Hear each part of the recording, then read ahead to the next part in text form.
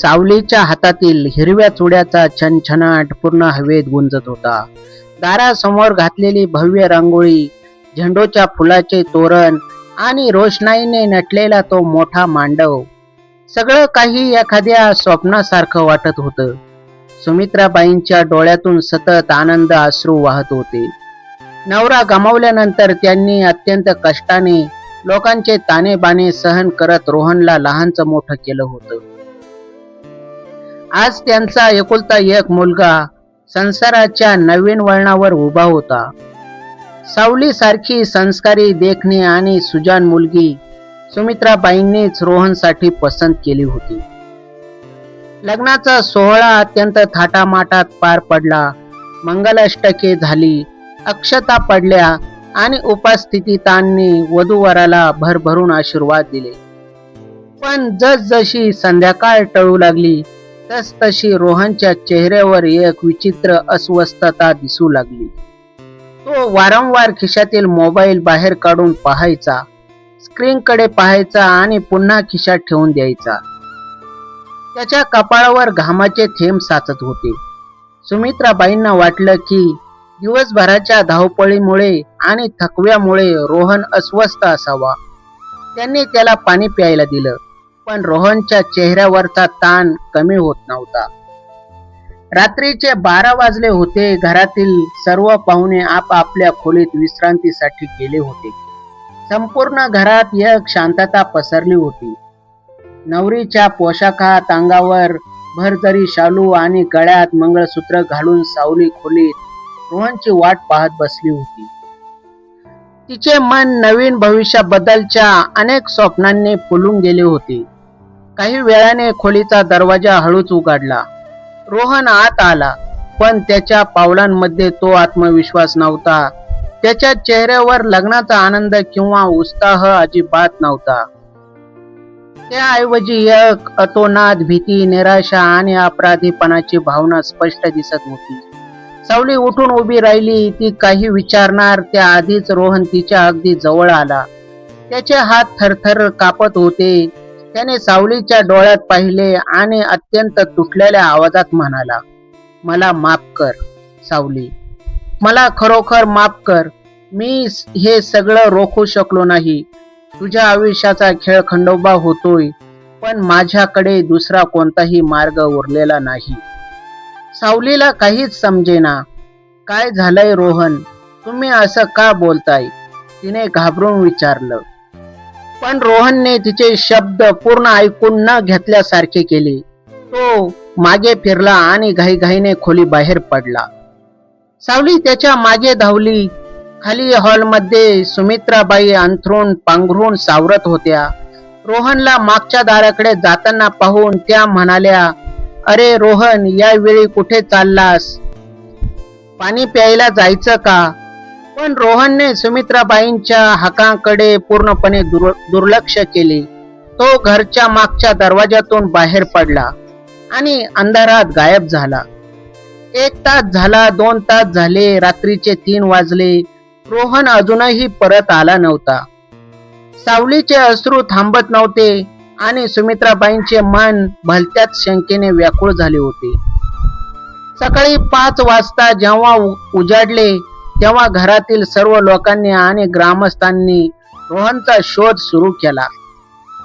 घरच्या मागच्या दरवाजापासून थोड्या अंतरावर असलेल्या शेताच्या वाटेवर रोहनचा मोबाईल, त्याच्या लग्नाचा महागडा कोट आणि पाकिट जमिनीवर पडलेले आढळले.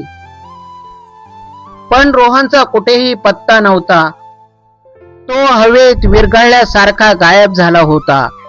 सावलीच्या अंगावरचा शालू अजूनही तसाच होता आणि सुमित्राबाई दारातच कोसळल्या. पोलिसात तक्रार नोंदवण्यात आली. पोलीस आले, चौकशी झाली. गावात तपासाचे सत्र सुरू झाले. पण दिवस उलटले, महिने उलटले, रोहनचा कोणताही सुगावा लागला नाही. काळ कोणासाठी थांबत नाही. पाहता पाहता दिवसांची वर्ष झाली. रोहन गायब होऊन तब्बल 10 वर्षे निघून गेली.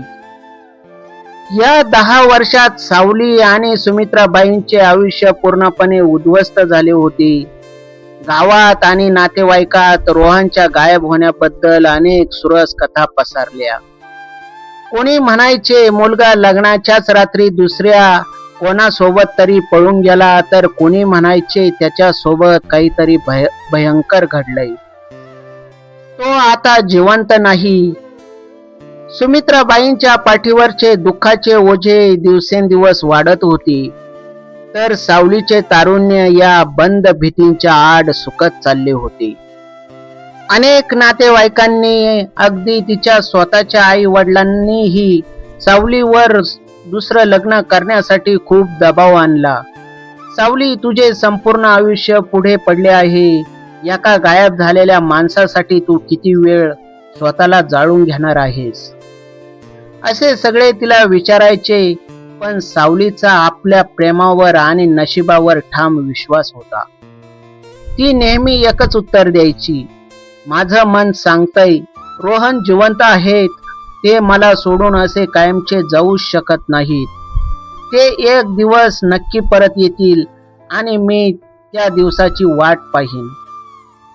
सावलीने घरची सर्व जबाबदारी आपल्या खांद्यावर घेतली. तिने सुमित्राबाईंना आईसारखं सावरलं, शेतीवाडी पाहिली आणि घराचा गाडा चालवला. तिने अंगावरचा साधेपणा स्वीकारला होता, पण गळ्यातलं मंगळसूत्र कधीच उतरवलं नव्हतं. त्या दुर्दैवी लग्नाच्या घटनेला आज बरोबर 10 वर्ष पूर्ण झाली होती. नेमकी 30 तारीख आणि तोच दिवस. बाहेर मुसळधार पाऊस पडत होता. विजांचा कडकडाट सुरू होता. घरावर आणि पूर्ण गावावर काळोखाचे साम्राज्य होते. रात्रीचे 11 वाजत आले होते. सुमित्राबाईंची तब्येत बरी नसल्यामुळे सावली त्यांना औषध देऊन झोपवण्याची तयारी करत होती. अचानक पावसाच्या आवाजातही स्पष्ट ऐकू येईल असा एक आवाज झाला. घरच्या मुख्य लाकडी दरवाजावर कुणीतरी जोराचा थाप मारली. ठक ठक ठक. यावेळी वादळी पावसात दारावर कोण असू शकेल? सावलीचे हृदय जोरात धडधडू लागले. सुमित्राबाई सुद्धा अंथरुणावर उठून बसल्या. सावलीने थरथरत्या हातांनी कंदील हातात घेतला आणि हळूहळू मुख्य दाराकडे गेली. तिने कडी काढली आणि दाराचे दोन्ही कपाटे उघडली. समोर एक माणूस उभा होता. त्याची दाढी खूप वाढलेली होती. कपडे फाटलेले आणि चिखलाने माखलेले होते. त्याचे शरीर अत्यंत बारीक झाले होते आणि डोळे खोल गेले होते. पण त्या डोळ्यात एक ओळखीची आर्तता होती. त्याच्या हातात एक जुनी धुळीने भरलेली बॅग होती. सुमित्राबाई काठीचा आधार घेत पुढे आल्या. त्यांनी कंदिलाचा प्रकाश त्या माणसाच्या चेहऱ्यावर टाकला. त्याच्या चेहऱ्यावरील एक जुना तीळ आणि त्याचे डोळे पाहताच सुमित्राबाईंच्या हातातील काठी खाली पडली. त्यांच्या तोंडून एकच किंचाळी बाहेर पडली, रोहन, माझा रोहन. 10 वर्षानंतर रोहन परत आला होता. सावली स्तब्ध उभी होती. तिच्या डोळ्यातून अश्रूंची धार लागली होती. पण रोहनच्या चेहऱ्यावर परत आल्याचा आनंद नव्हता. तो आत आला. दाराची कडी त्याने घाईघाईने लावून घेतली आणि खिडकीतून बाहेर अंधारात पाहत होता.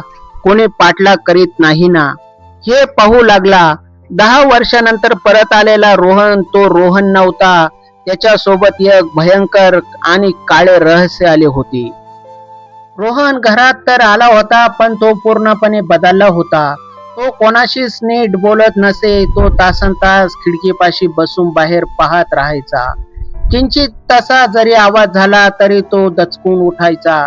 त्याच्या पाठीवर आणि हातावर चटका दिल्याचे आणि चापकाचे जुने खोल डाग होते, जे पाहून सावलीचे काळीज कापत असे. दुसऱ्या दिवशी दुपारी रोहन जेव्हा आंघोळीसाठी गेला, तेव्हा सावलीने स्वतःच्या मनावरचा ताबा सोडला. तिला या सर्व गोष्टींचे उत्तर हवे होते.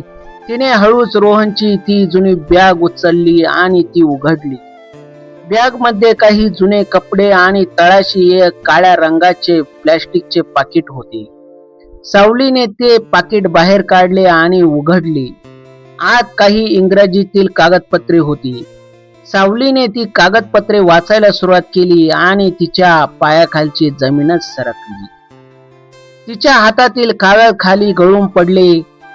त्या कागदपत्रामध्ये एक मूळ मृत्यूचा दाखला, डेथ सर्टिफिकेट होता, ज्यावर स्पष्ट शब्दात रोहनचे नाव आणि 8 वर्षापूर्वीची तारीख लिहिलेली होती आणि सोबत एका गुप्त अंडरग्राउंड बायोलॉजिकल लॅबोरेटरीची कागदपत्रे आणि काही कोडवर्ड्स होते. माझा मृत्यू कागदपत्री 10 वर्षापूर्वीच दाखवण्यात आला होता. सावली मागून एक गंभीर आणि तुटलेला आवाज आला. सावलीने दचकून मागे पाहिले. रोहन दारात उभा होता. सुमित्राबाई ही तिथे पोहोचल्या होत्या. हे काय आहे रोहन? तू जिवंत आहेस ना? मग हा मृत्यूचा दाखला कसा? सुमित्राबाई रडत म्हणाल्या. रोहन खुर्चीवर बसला. त्याने डोके दोन्ही हातात धरले आणि 10 वर्षापूर्वीच्या त्या भयंकर रात्रीचे सत्य सांगायला सुरुवात केली. लग्नाच्या त्या रात्री मला एका अज्ञात नंबरवरून फोन आला होता. माझ्या वडिलांनी त्यांच्या हयातीत व्यवसाय वाढवण्यासाठी एका आंतरराष्ट्रीय गुन्हेगारी सिंडिकेटर कडून मानवी तस्करी आणि बेकायदेशीर प्रयोगात गुंतलेली टोळी खूप मोठे कर्ज घेतले होते. मला वाटले होते ते कर्ज संपले आहे, पण ते व्याजासह करोडाच्या घरात गेले होते. त्या रात्री फोनवरच्या माणसाने मला थेट धमकी दिली, जर तू आत्ताच्या आता घर सोडून आमच्या सोबत आला नाहीस तर तुझ्या आईला आणि तुझ्या नववधूला आम्ही मांडवातच मारून टाकू. रोहन पुढे म्हणाला, माझ्याकडे कोणताही पर्याय नव्हता. मी पोलिसात गेलो असतो तर त्यांनी तुम्हा दोघींना मारले असते. तुमचे प्राण वाचवण्यासाठी मला त्या रात्री घर सोडावे लागले. त्यांनी मला एका गुप्त बेटावर नेले, जिथे एक बेकायदेशीर लॅब होती. तिथे माझ्यासारख्या अनेक लोकांना बंदी बनवून ठेवण्यात आले होते. आमच्यावर औषधांचे आणि मानवी चाचण्यांचे भयंकर प्रयोग केले जात होते. कागदोपत्री आम्ही जगासाठी मृत होतो, जेणेकरून कोणीही आमचा शोध घेणार नाही. सुमित्राबाई आणि सावलीचे डोळे भयंकर भीतीने आणि दुःखाने फाटले होते. रोहनने सावलीचा हात धरला आणि म्हणाला, मी 10 वर्षे या नरकात काढली. महिनाभरापूर्वी तिथे आग लागली आणि त्या गोंधळात मी तिथून जीव वाचून पळून आलो. पण गोष्ट इथे संपत नाही सावली. त्या टोळीला बातमी मिळाली आहे की मी जिवंत आहे. ते माझा पाठलाग करत इथपर्यंत आले आहेत.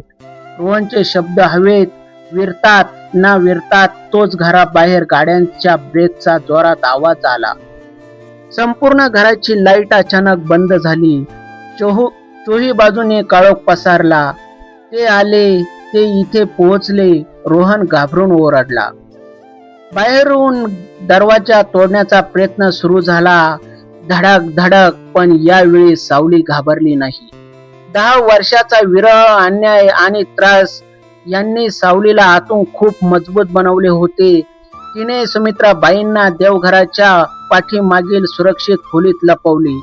ती रोहन जवळ आली आणि त्याचा हात घट्ट धरून म्हणाली, 10 वर्ष मी तुमच्याशिवाय मेलेल्या माणसासारखी जगले आहे. आता मी तुम्हाला पुन्हा त्यांच्या हातात जाऊ देणार नाही. आपण एकत्र लढू. दाराचे लाकूड तुटले आणि हातात अत्याधुनिक शस्त्रे घेतलेले 4-5 बुरखाधारी गुंड घरात घुसले. त्यांच्या प्रमुखाच्या हातात गन होती. रोहन, तुला काय वाटले? तू त्या लॅब मधून पळून इथे सुरक्षित राहशील? आमच्या सिंडिकेटरचे रहस्य तुझ्या सोबत संपावे लागेल. तो गुंड हसत म्हणाला. पण त्या गुंडांना कल्पना नव्हती की रोहन एकटा नव्हता. रोहनने अचानक त्याच्या हातात असलेला रॉकेलचा दिवा त्या गुंडाच्या दिशेने फेकला. क्षणात तिथे मोठा भडका उडाला. अंधाराचा फायदा घेऊन रोहनने एका गुंडावर झेप घेतली आणि त्याची बंदूक हिसकावून घेतली. त्याच वेळी सावलीने मागून येऊन दुसऱ्या गुंडाच्या डोक्यात घरातील पितळी समईने जोरात वार केला. घरात भीषण चकमक सुरू झाली. रोहनने 10 वर्षात सोसलेला सर्व राग आज त्या गुंडांवर काढला होता. पण गुंडांची संख्या जास्त होती. मुख्य गुंडाने रोहनवर बंदूक रोखली. खेळ संपला रोहन. तितक्यात घराबाहेर पोलिसांच्या सायरनचा प्रचंड आवाज गुंजू लागला. लाल निळ्या दिव्यांचा प्रकाश खिडकीतून आत आला. पोलीस सर्वांनी हात वर करा, संपूर्ण घराला वेढा घातला आहे. लाऊडस्पीकर वर आवाज आला. खरं तर रोहन जेव्हा आदल्या दिवशी गावात आला होता तेव्हा सावलीने हुशारी दाखवून स्थानिक पोलीस स्टेशनच्या मोठ्या अधिकाऱ्यांना, जे रोहनच्या जुन्या केसवर काम करत होते, गुप्तपणे त्यांना भेटून सर्व प्रकार सांगितला होता. पोलिसांनी रोहनच्या घराभोवती आधी सापळा रचला होता. पोलीस आत घुसले आणि त्यांनी सर्व गुंडांना जमिनीवर पाडले. मुख्य गुंडाच्या हातातून बंदूक निसटली आणि पोलिसांनी त्याला बेड्या ठोकल्या. त्या आंतरराष्ट्रीय बेकायदेशीर सिंडिकेटरचा पर्दाफाश करण्यासाठी रोहनने दिलेले पुरावे पुरेसे ठरले. काही दिवसातच ही बातमी देशभरातील वृत्तपत्रांच्या पहिल्या पानावर छापून आली. रोहनचे धाडस आणि त्या गुप्त लॅबोरेटरीचा झालेला पर्दाफाश यामुळे एका मोठ्या आंतरराष्ट्रीय गुन्हेगारी टोळीचा खात्मा झाला होता. अनेक निष्पाप लोकांचे प्राण वाचले होते. शासनाने आणि पोलिसांनी रोहनचा आणि त्याच्या रक्षणासाठी उभ्या राहिलेल्या सावलीचा विशेष सत्कार केला. 10 वर्षानंतर रोहनवर लागलेला सर्व कलंक मिटला होता.